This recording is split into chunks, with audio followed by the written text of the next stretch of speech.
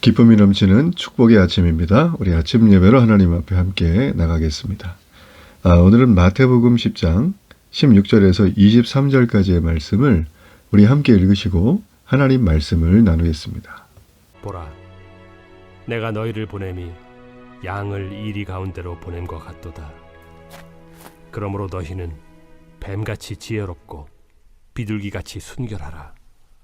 사람들을 삼가라. 그들이 너희를 공회에 넘겨주겠고 그들의 회당에서 채찍질하리라. 또 너희가 나로 말미암아 총독들과 임금들 앞에 끌려가리니 이는 그들과 이방인들에게 증거가 되게 하려 하심이라. 너희를 넘겨줄 때 어떻게 또는 무엇을 말할까 염려하지 말라.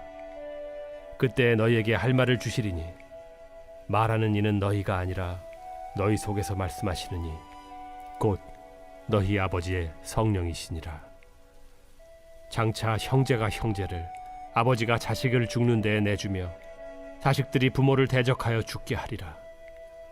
또 너희가 내 이름으로 말미암아 모든 사람에게 미움을 받을 것이나 끝까지 견디는 자는 구원을 얻으리라. 이 동네에서 너희를 박해하거든 저 동네로 피하라. 내가 진실로 너희에게 이르노니 이스라엘의 모든 동네를 다 다니지 못하여서 인자가 오리라. 예수님은 제자들에게 이 전도법을 가르쳐 주셨습니다. 바로 복음을 전할 때 이렇게 해야 한다라는 걸 가르쳐 주셨죠. 이제 오늘은 전도의 현장에 나갔을 때 어떻게 처신해야 될지에 대한 부분들을 얘기해 주고 있습니다. 우리가 이 말씀을 읽어보시면 이 성경을 잘 보지 않았던 분들이라도 되게 유명한 구절들이 눈에 몇 가지가 들어올 것입니다. 우리는 과연 오늘 이 예수님의 지침이 제자로 살아가는 우리들에게 이 복음을 전하고 영혼을 건지는 삶의 현장 속에 어떻게 적용되어야 될지 우리 그 부분을 생각하며 함께 들으면 좋겠습니다. 예수님은 세상에 나가 전도할 제자들을 그냥 웃으면서 기다리신 게 아니라 걱정을 하셨습니다. 16절을 보세요. 보라, 내가 너희를 보냄이 양을 이리 가운데로 보냄과 같도다 라는 것입니다. 자, 아버지 하나님의 마음이 그냥 그대로 느껴지죠? 이리 가운데 양을 보낸다는 건 절대 이건 있을 수가 없는 일이죠. 양은 이리를 이길 수 없습니다. 그런데 싸움이 되지도 않는 이런 현장 속에 지금 예수님은 양 같은 제자들을 보내고 계신다라는 것입니다. 그래서 예수님은 너무나 안타깝고 또 걱정하는 마음을 가지고 그 다음에 이런 말을 하셨어요. 너희는 뱀같이 지혜롭고 비둘기같이 순결하라 라고 하셨습니다. 뱀같이 지혜로운 게 무엇일까요? 우리가 예수님을 만나보면 우리가 복음서에 예수님은 참 지혜 자체이심을 알 수가 있어요. 세상의 지혜를 모르고 지혜를 까먹고 지혜를 왜곡할 때 예수님이 하시는 걸 보면 이 세상에서 지혜를 보여주고 계십니다. 대표적으로 우리가 이 바리새인과 서기관들이 가늠한 여자를 데리고 왔을 때 모세 율법대로 돌로 쳐 죽이라고 합니다. 아니면 그냥 용서를 해야 될까? 이걸 결정하라고 하는 이러지도 저러지도 못하는 상황 가운데 예수님이 함정에 빠지게 되시는 거죠. 자, 이때 예수님은 지혜롭게 대답을 하십니다. 요한복음 8장 7절에 보면 너희 중에 죄 없는 자가 먼저 돌로 치라. 예, 이거는 여러분 그 누구도 예상하지 못했던 해법이죠. 뱀처럼 지혜롭게 말씀을 하셨고 그 어려운 상황을 특별히 그 영혼을 건지면서 누구도 그 말씀 앞에서 자기가 죄인이 아니다라는 것을 생각하며 도망가지 않도록 이 모든 걸 다 고려하셔서 말씀하셨던 참 지혜의 현장이라고 말할 수 있습니다. 그리고 비둘기처럼 순결하라 라고 말을 하셨는데 이 비둘기는 마태복음 1장 16절에 나오는 예수님이 메시아로 기름 부음 받으실 때 임했던 이 성령을 묘사한 단어입니다. 이 단어는 제자들이 성령에 합당한 동기와 의지를 가지고 살으라는 거죠. 이걸 순결하다라는 말을 쓴 거예요. 여러분, 순결하다는 말은 불순물이 섞이지 않은 상태예요. 유리컵 안에 깨끗한 물이 있는데 거기 잉크 한 방울이 0.0000001mm가 떨어지면 그 물은 오염된 물입니다. 순결하다는 건 불순물이 섞이지 않아야 돼요. 내가 세상을 0.0000001% 사랑하면서 나머지 하나님을 사랑한다. 이건 순결하지 않은 상태예요. 자, 비둘기 같다는 얘기는 바로 그거죠.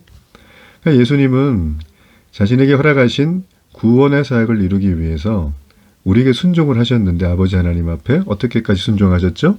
십자가에 죽기까지 순종하셨다. 제자인 우리 역시 예수님의 죽기까지 순종하신 것을 기억해야 됩니다. 그게 우리의 순결의 동기가 되어야 되고 우리의 의지가 되어야 한다는 거죠. 자, 그리고 예수님께서는 우리에게 17절 말씀에 보면 이제부터 조금 이제 박해받는 내용에 대한 얘기들이 등장을 합니다. 자, 거기 보세요. 사람들을 상가라 그랬어요. 그들이 너희를 공회에 넘겨 죽였고 그들의 회당에서 채찍질 하리라. 자, 여기서 이제 공회는 당시에 이 로마 시대에 이제 로마 식민지 지배하에서 유대인들이 나름 종교적 사법적 사안들을 심판했던 최고 기관이 사내들인 공회를 말합니다. 이 회당은 오늘날 말하면 예배당인데요. 이게 지역마다 있었어요. 그러니까 유대인의 회당에서는 불순종과 무질서에 대해서 심판할 수 있는 장소였어요. 자, 이런 장소에서 제자들은 우리 18절에 보면 로마 제국의 사법 권력자들인 총독과 임금들에게도 끌려갈 것이라고 했어요. 예. 자, 이 총독은 소란과 어떤 지역의 사법 질서를 위해서 로마 제국이 직접 파견한 관리죠. 그리고 18절에 보면 임금은 로마 식민지의 왕을 말합니다. 자, 그렇죠? 그러니까 제자들은 그들과 이방인들에게 증거가 되게 하기 위해서 이 모든 것들이 있겠다라고 얘기를 했어요. 예. 자, 이게 무슨 말일까요? 여기 보면 이제 소위 말하면 당시의 최고의 권력기관이죠. 종교 사법, 이 사내들인 공회. 그리고 이 나라 전체를 무력으로 진압하고 폭력으로 억눌렀던 이 로마 식민지에 관리하는 고위 관리자들. 자, 그들에게 오늘 여기 말씀해 보니까 복음의 증인 역할을 우리가 한다라는 거예요. 이방인들에게 증거가 되게 하려 함이라라는 것입니다. 자, 이게 듣기만 해도요. 이거 그러면 이제 전도하다가 핍박당하고 박해당해서 죽는 거야? 뭐 이런 어떤 생각이 들죠. 엄청난 수치를 당해서 나도 모르게 내 인생은 더 이상 길이 없구나라는 그런 상황에 빠지는 거 아니야? 이런 염려가 들기도 합니다. 그래서 염려에 빠지죠. 자, 그런데 19절을 보세요. 이 염려를 완전히 불식시킵니다. 너희를 넘겨줄 때 어떻게 또는 무엇을 말할까? 염려하지 말라. 그때 너희에게 할 말을 주시리니 라고 하셨어요. 예. 자, 여기 보면 제자들은 어떻게 무엇을 말할지 염려하지 않아도 된대요. 왜냐하면 그들에게 할 말이 주어진대요. 자, 할 말을 주시는 분이 20절에 보니까 성령이세요. 예, 예수님이 잉태되게 하셨어요. 예수님 위에 임하셨던 그 성령, 그죠? 그 성령이 제자들에게도 세례를 주셨죠. 임하시면서. 그 놀라운 성령께서 세상의 권세자들 앞에 섰을 때 복음을 전할 수 있게 인도해 주신다는 의미입니다. 여러분, 역사 속에는 이런 일들이 아주 자주 있었습니다. 그렇죠? 우리가 잘 아는 것처럼 우리가 이 140년 전에 복음이 전해질 때 저 대동강물을 타고선 제너럴 셔머너가 미국의 상선에 거기에 성경책을 들고 왔던 토마스 선교사가 계셨잖아요. 그죠? 이 선교사가 쭉 이렇게 들어오는데 여러분 잘 아시는 것처럼 그 미국 상선은 결국 관원들에게 포위돼서 다 불타 사라지게 되죠. 자, 그럴 때 그 토마스 선교사가 죽어가면서 그의 가슴에 있었던 한글 성경을 당시에 그를 죽이려고 했던 그 관원이었던 박충권 씨에게 전해줍니다. 여러분, 이 전해준 하나의 성경, 그 성경이 오늘날 저 평양 땅에 대부흥 운동을 만들었던 출발이었다는 것을 우리는 역사를 속에서 너무나 잘 알 수가 있습니다. 그가 그 성경을 전해줄 때 그가 이렇게 될지 알았을까요? 전혀 몰랐습니다. 그러나 오늘 여기 말씀처럼 우리는 복음의 증인 역할을 해야 됩니다. 어느 자리에서든 최고 권력 기관에서든 폭력의 최고의 이 절정과 피크를 때리는 그 시대에서든 우리는 복음의 증인 역할을 하는데 바로 그때 성령께서 우리에게 아무 걱정하지 말라 할 말을 주시겠다고 하셨어요. 여러분, 박해는 두려울 수 있지만 그 박해를 받는 동안은 성령께서 함께 한다는 걸 기억하셔야 돼요. 내가 하나님이 너무 좋기는 한데 나와 함께 하시는지 모르겠어요. 제가 늘 종종 말씀드리지만 박해받는 현장으로 전도를 가세요. 그럼 하나님이 살아계신 역사를 그냥 다 느낄 수가 있습니다. 네, 축복하고요. 자, 21절을 보면 박해가 이어지죠. 이거는 이제 외부의 박해가 아니라 굉장히 우리가 잘 알고 있는 내부의 박해입니다. 형제가 형제를, 아버지가 자식을 죽는 데 내주며 자식들이 부모를 대적하여 죽게 하리라 라고 했어요. 자, 복음을 믿는 자들은 가족에게도 박해받기도 합니다. 요즘 그런 분들이 많죠. 그렇죠? 교회 다닌다는 이유만으로 집안에 분란이 생기기도 하고 어떤 청년들은 생활비가 끊기기도 한다는 거예요. 그리고 어떤 가정주부들은 정말 말 못할 고민 때문에 정말 남편이 너무 교회 가는 걸 싫어해가지고 몰래 다니려고 너무 힘들다는 거예요. 또 반대로 아내가 너무 반대를 해서 자기는 맨날 어디 뭐 운동하러 간다 그러면서 거짓말하고서 추리닝 입고 교회 오시는 남자분도 제가 본 적이 있어요. 맞습니다, 여러분. 이 복음을 믿는 자들은요, 박해를 받는데 정말 마음이 힘든 건 가족들에게, 내가 사랑하는 가족에게 박해를 받을 때는 참 말 못할 힘듦이 있어요. 예수님의 제자단 우리들은 나 때문이 아니라 예수님 때문에 박해를 받는다고 이 부분에 대해서 예수님은 설명해 주십니다.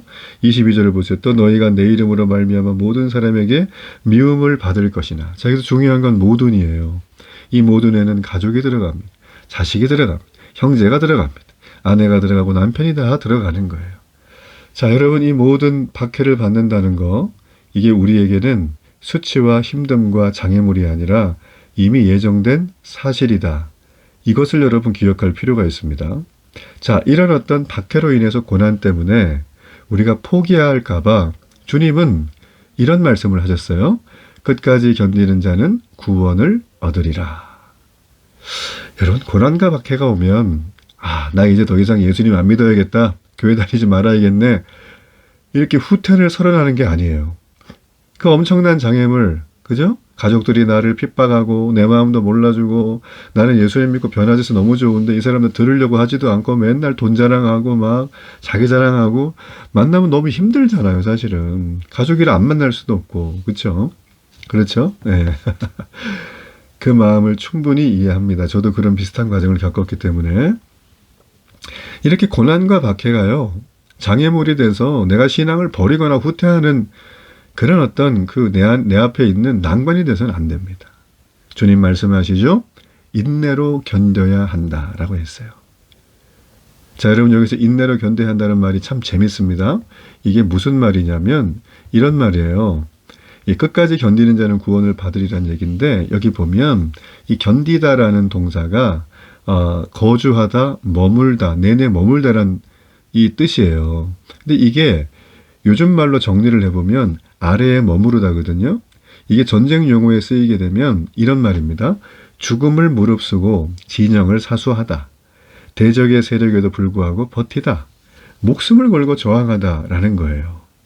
자, 우리가 읽었던 말씀, 끝까지 견디는 자는 구원을 얻으리라. 미래에 대한 구원의 약속이죠. 자, 미래에 대한 구원의 약속은 끝까지 목숨 걸고 견디는 자에게 구원이 약속되었다라는 것입니다. 참 놀라운 일입니다. 그죠? 예. 자, 그리고 우리가 마지막으로 하나, 많은 분들이 이 얘기하면서 헷갈려하는 장면. 이 문장에 있는 이 단어 워딩 때문에 이거 뭐 성경을 믿을 수가 없네요. 뭐 거짓말하는 거 아니에요. 그러니까 믿다가 좀 이성적으로 믿어보려는 분들이 많이 힘들어하는 장면이 23절이에요.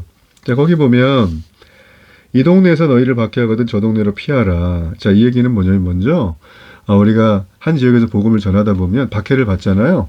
그러면 여기는 박해를 하기 때문에 사역을 더 이상 할 수 없는 곳이라고 우리가 판단을 하고 다른 지역으로 이어가라는 뜻이에요.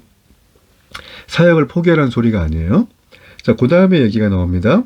너희에게 이르노니 이스라엘의 모든 동네를 다 다니지 못하여서 인자가 오리라. 자, 여기서 인자는 예수님인데, 그죠? 유대인의 모든 동네니까 당시에 그 예수님이 제자들을 보낼 때 유대인 동네면은 뭐 지금의 사마리아 지역 빼면 그건 많지도 않아요. 뭐 그냥 경상남북도만 한데 사실은 아마 경상남도 정도 될까? 그 정도 크기밖에 안 돼요. 이게 뭐 마음 먹고 도르면 몇 년이면 되겠죠. 그렇죠? 마음 먹고 도르면. 그렇잖아요? 그래서 많은 사람들이 예수님이 여기 보게 되어지면 이스라엘 동네를 다 다니지 못해서 예수님 다시 오신대. 자, 이 말을 딱 듣고 예수님 이미 오셨나 봐요. 뭐 이런 얘기를 막 이제 하면서 성경이 왜 이렇게 좀 실수가 많고 성경이 왜 이렇게 좀 허점이 많아요. 이런 질문을 하는 분들이 있습니다. 여기서 인자가 오리라는 표현을 재림으로 보니까 그런 거예요. 재림으로까지 연결할 필요는 없어요. 여기서 인자가 오리라라고 하는 표현은 재림이라는 의미가 아니고 이스라엘의 제2성전의 함락 사건입니다. 자, 이게 언제입니까? 주후 70년경에 로마의 디도 장군이 이스라엘 성전에 돌 위에 돌 하나 남지 않도록 완전히 무너뜨렸어요. 예루살렘 성이 로마에 의해서 완전 징벌을 당했죠. 그죠? 자, 그 역사적 배경은 우리가 잘 아는 것처럼 그들이 로마에게 대적하려고 한다라는 그 메시지 때문에 로마가 군대를 파견해서 로마의 특징, 무력으로 말 안 듣는, 불순종하는 그 모든 식민지의 나라들은 제압한다라는 거예요. 그대로 그냥 한 거예요. 그래서 예루살렘은 망했고요. 거기에 지어져 있던 제2성전은 함락이 돼요. 자, 여기서 인자가 오리라는 표현은 재림이라는 소리가 아니라 제2성전의 함락 사건으로 보는 게 맞습니다. 그러니까 제자들의 유대인 우선 사역이죠. 먼저 예수님은 유대인들, 하나님의 택한 민족들이잖아요. 그들에게 가서 복을 먼저 전하라는 거예요. 근데 그 사역이 언제까지 하는 것이냐? 제2성전의 함락까지만 적용된다라는 것입니다. 그리고 그 유대인의 선교는 이제 끝났을까? 그렇지 않아요. 지금 오늘날 이 시대에도 우리가 유대인 메시아닉 주, 그래서 유대인 선교 자체는 계속 해야 되는 거예요. 네. 자, 오해가 좀 풀리셨죠? 네. 우리가 오늘 읽었던 이 말씀이 자칫 어려울 수도 있지만 그러나 우리가 이 말씀 속에서 분명하게 깨달아야 될 것이 있습니다. 우리는 이런 겁니다. 말 그대로 성도로 살아가면, 예수님의 제자로 살아가면 이 세상은 우리를 미워해요. 우리를 박해합니다. 믿는 것도 못 믿게 만들려고 노력하고요. 믿는 걸 하찮게 생각하게 하고 세상은 늘 우리에게 바보 천치라고 손가락질을 할 겁니다. 그렇죠? 여러분, 그렇다고 해서 우리가 주눅 들어가지고 아무것도 안 하고 있으면, 그냥 미련하게 참고 있으면 되는 게 아니에요. 우리는 미련하게 참고 아무것도 하지 않는 게 아니라 구원을 허락하시는 주님을 믿고 소망함으로 참아가야 합니다. 끝까지 견뎌야 하는 거죠. 그래서 우리에게 허락하신 삶의 현장에서 일터에서 교회를 세우세요. 그리고 내가 맡은 교회 역할들, 선생님, 찬양팀, 여러 가지 봉사 섬기는 팀들, 내가 목자, 여러 가지 기타 등등의 거기에서 최선을 다해서 섬기는 거예요. 박해가 있을 수 있고, 미움을 당할 수 있고, 오해를 받을 수 있어요. 교회 성도들끼리 섬기다 보면 사소한 문제 가지고 서로 입씨름할 때가 있어요. 그걸 여러분 세상의 방식으로 절대 풀지 마십시오. 우리가 해야 될 건 무엇입니까? 이 박해 많은 세상 속에서 뱀같이 지혜롭고 비둘기같이 순결하게 살아가는 거예요. 예수님은 우리에게 제자의 길, 이 제자의 도를 친히 가르쳐 주셨습니다. 오늘도 우리가 이 제자의 도에 맞춰서 우리 신앙의 자세와 신앙을 새롭게 하고 믿음으로 나아가는 이 하루가 되기를 바랍니다. 결단의 기도를 드립니다. 살아계신 주님, 너무나 은혜를 감사합니다. 우리가 끝까지 견디는 게 내 힘으로 견디는 게 아님을 깨닫게 하심을 감사합니다. 우리가 언제든지 지혜롭고 순결하게 행하여서 이 세상 가운데 박해와 미움과 어려움 속에서도 넉넉히 이기는, 늘 승리하는 믿음의 성도 되게 하소서. 예수님의 이름으로 기도합니다. 아멘.